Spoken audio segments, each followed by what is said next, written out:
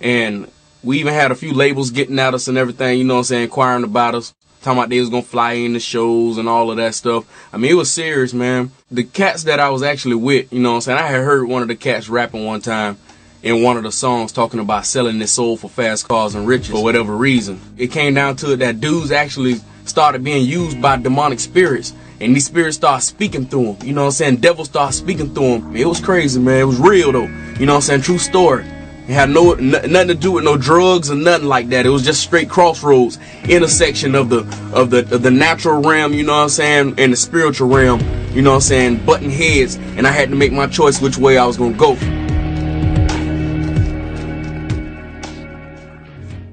Jurors this morning have more insight about what happened in the moments after American sniper Chris Kyle was killed. Eddie Ray Routh led police on a chase reaching speeds of 100 miles an hour, driving the pickup truck owned by Navy SEAL Chris Kyle. This video shown to jurors Thursday. The chase began after Routh rolled over spike strips laid down by police. At one point, a police car rammed into the truck. Routh was taken into custody shortly after. He told the court that Routh made a series of bizarre comments. He'd taken a couple of souls, and he had more souls to take. One of the responding officers was wearing a body camera. Jurors could hear Routh saying, quote, "I can feel people feeding on my soul." And he asks, quote, "Is the apocalypse upon us right now?" I can read you some of the quotes. Police were talking to him before he took off. And these are some of the things that Routh is quoted as saying. He says, "I don't know if I'm going insane.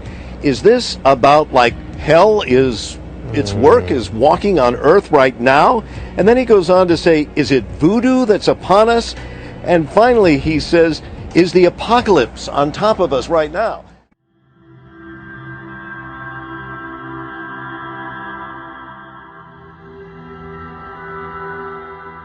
Good evening, everybody.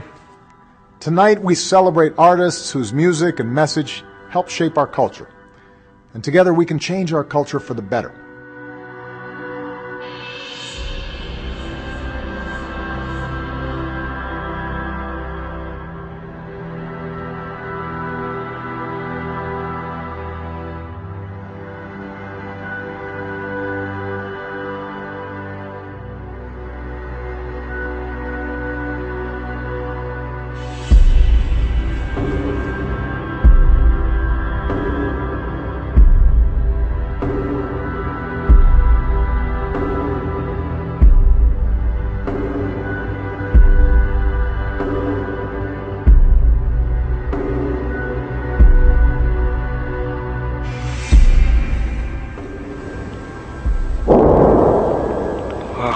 Едь.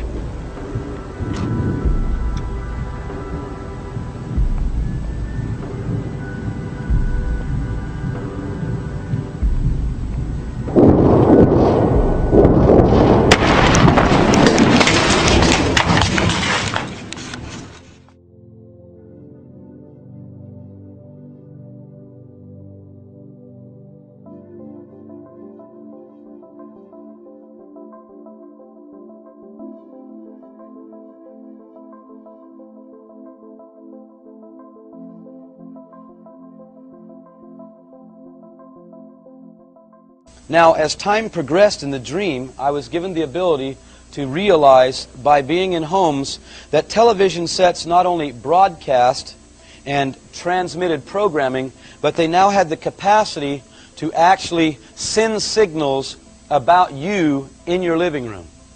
Now listen, I was able to see that television sets were actually watching people in their homes, monitoring their movements, monitoring their conversations. More than just bringing you your favorite shows, it may be watching and recording your every move. 9 on your side, Scott Wagoner tells us this smart TV has some people worried.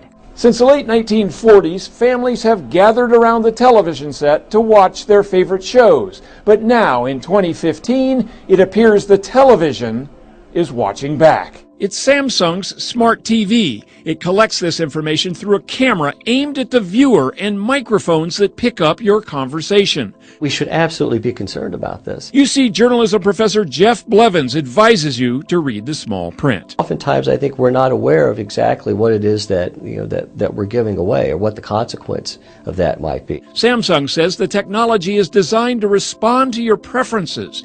It can find your favorite shows, connect you to services it thinks you would like, and allows you to change its function with a wave of your hand.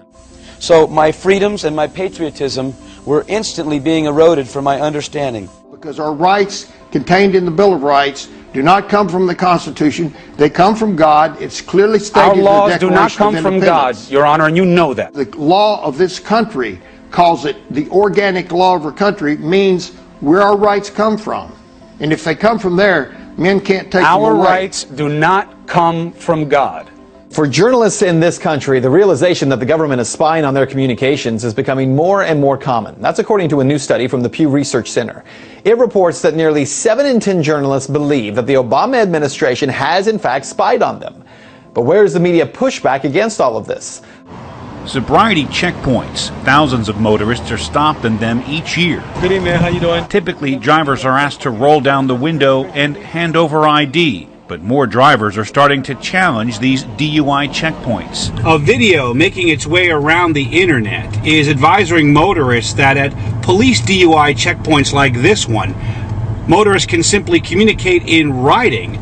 More than 2 million people have watched the video. It shows somewhat surprised officers in Levy County, Florida, look at a flyer and examine identification with the window up. I have my fair DUI flyer. The flyer says, "I remain silent, no searches, I want my lawyer," along with sections of the motor vehicle law.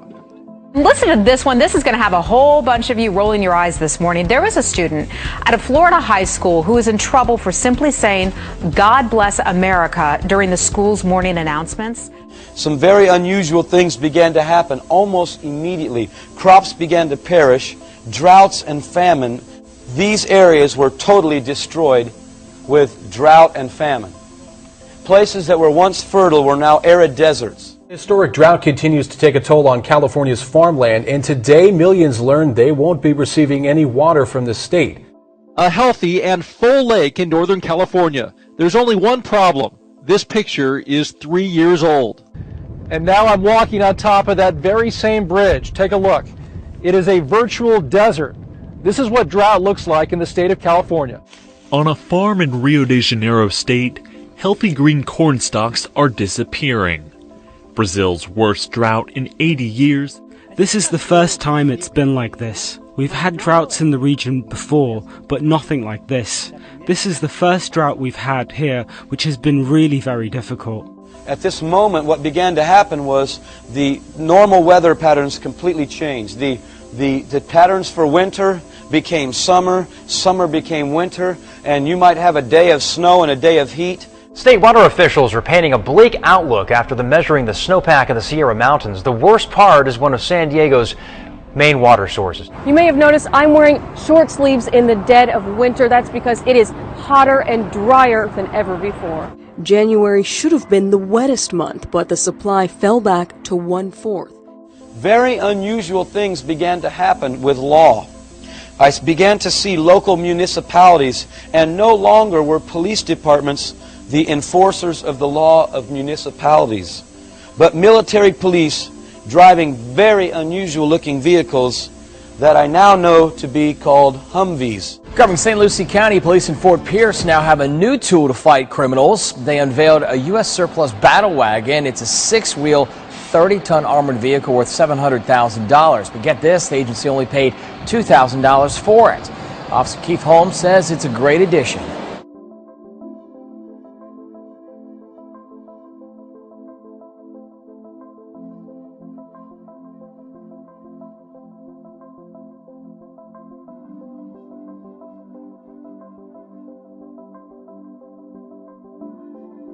It was canvas here, and there was a man standing in the back. They were wearing very unusual outfits, by the way.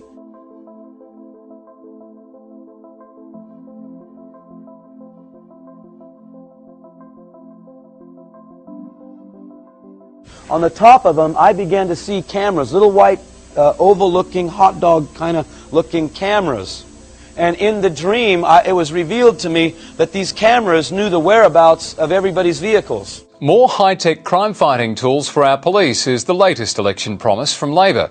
The move will make catching crooks through CCTV even easier. But could it also impact on our privacy? Tech companies are among the groups coming to Washington to help create the first voluntary guidelines. Facial recognition is already in some of our home appliances, like TVs. Hi, TV. In our mobile devices, pins and passwords are giving way to face prints. And the technology can single us out in real time as we go about our daily business, often without us ever knowing. I was on my way to conduct another business transaction, and I ran into an individual. He was very, very excited and began to talk to me about something he had just experienced. This man said to me, Ken, I introduced myself to him. He was very excited. He said, have you got your identification mark? And I said, I don't know what you mean. What's an identification mark? He says, they've just enacted a new identification mark. And by the way, this started with a voluntary implementation first. You did it voluntarily first. This man told me you ought to get yours done real soon to avoid the hassle, because soon everyone, they say, will have to have this to conduct business. And finally this morning, no need to worry about forgetting your work ID with this development. A new office facility in Sweden is offering workers the option to have a microchip implanted to give them access to the building. Now, the chip is about the size of a grain of rice and would be implanted in the hand. Cecilia Osterholm starts her day with this new technology. She swapped her keys for a chip in her hand that uses a radio signal to open doors. You have a chip in your hand there? That's right. It's been inserted there. Right, so that's how do you open it? Forget wearable technology. Swedish office worker Lynn Kowalaska is having it implanted under her skin. A microchip about the size of a grain of rice is injected into her hand. It felt pretty scary, but at the same time it felt very modern, very 2015. I saw this man that was a very, very big man. I was sharing earlier in the tour that he was tall like a professional basketball player, but he was very big like a professional football player. He was an extremely large man, and he had a big hood, like a satin hood, over his head. My wife was in front of me, and they began to tell her she could renounce her faith and live. And now I realized what was happening, because this man was standing there with a huge sword. ISIS released a new video today showing the execution of 21 Coptic Christians kidnapped in Libya. The video shows the Egyptian prisoners being marched onto a beach by militants dressed in black. Then the prisoners are beheaded brutally. He was tall like a professional basketball player. This video really marks ISIS on the world stage, well beyond the videos that we've seen in the past out of Syria and Iraq.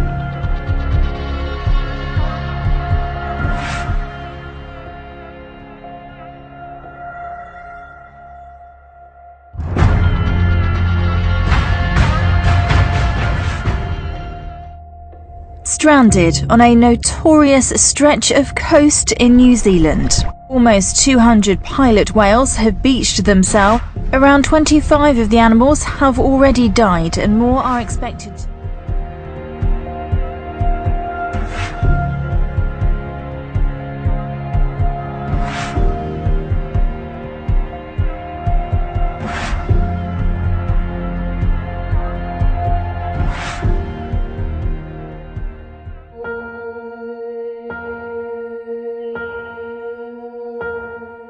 After a few moments, I turned back, and there was the Lord Jesus Christ standing behind me. And I can tell you, folks, I know for a certainty He is the Lord of lords and the King of every king. When I saw Him, there is not one knee, there is not one tongue that will not confess His Lordship, regardless of what side of the coin they are, when He reveals Himself to them. Every knee will bow. Trust me. Because this presence that He stood in was so powerful, so awesome, so anointed.